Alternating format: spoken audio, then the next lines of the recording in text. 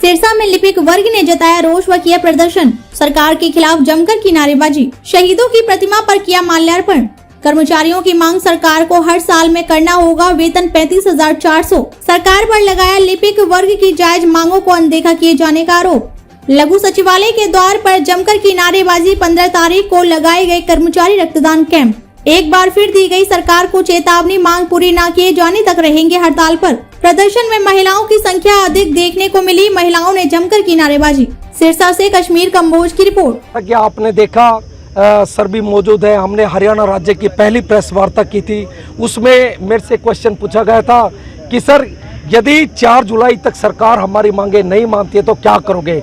आप देख पा रहे हैं, क्योंकि कई चीजें ऐसी होती है। मैंने कहा था सर आप मेरे वरिष्ठ हैं और आपका आशीर्वाद है, मैं ज़्यादा नहीं बोलूँगा, लेकिन इतना जरूर बतला दूंगा कि कई बार जो चीज़ बोली नहीं जाती वो धरातल पे उतर जाती है।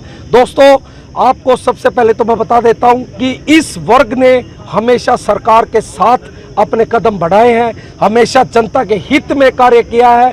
लेकिन जब सरकार ने हमारी सुध नहीं ली, आपने देखा कि विगत कई महीनों में हमने सबसे पहले ज्ञापन उपायुक्त महोदय को दिया और उनके माध्यम से हमने अपनी आवाज़ माननीय मुख्यमंत्री हरियाणा सरकार तक पहुंचाने चाहिए। उसके पश्चात हमारे जो जनप्रतिनिधि थे, चाहे वो पक्ष में बैठे चाहे विपक्ष में बैठे, हमने उनको ज्ञापन दिया।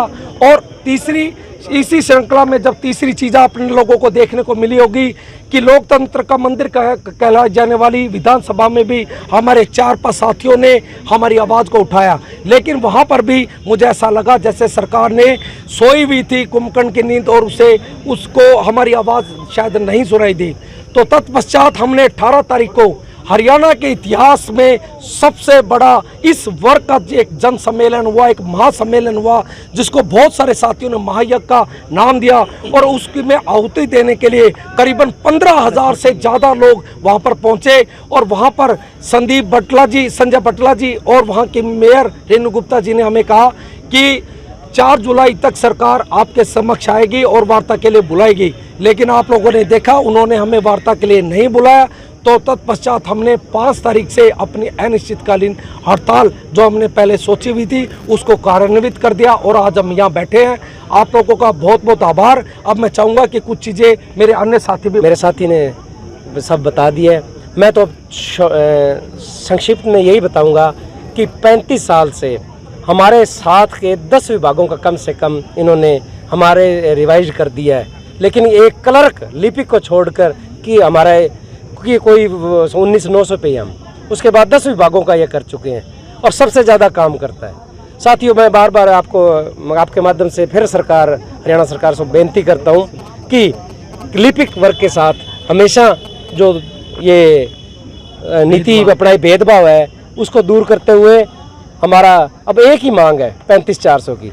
और हम अपना हक मांग रहे हैं जो 10 विभागों दे चुके हैं। हम भी तो काम कर रहे हैं, तो 35 साल से हमें क्यों दरकिनार किया जा रहा है। सर सरकार की ओर से कोई आपको निमंत्रण आया, वार्ता के लिए बुलाया कोई? सर अभी तक सरकार की कान पर कोई जूं नहीं रेंगी है।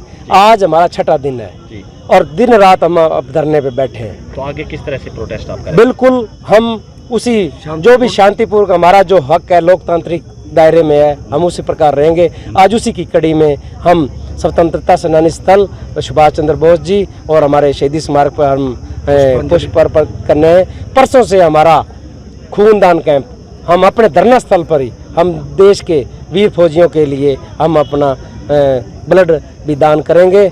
और हम फिर सरकार को आपके माध्यम से ये बेनती करते हैं कि हम इसी देश के नागरिक हैं, आपकी सरकार के कर्मचारी हैं, तो हमारे मांगों को मानते हुए जल्द से जल्द सरकार हमें बुलाए और फैसला करे।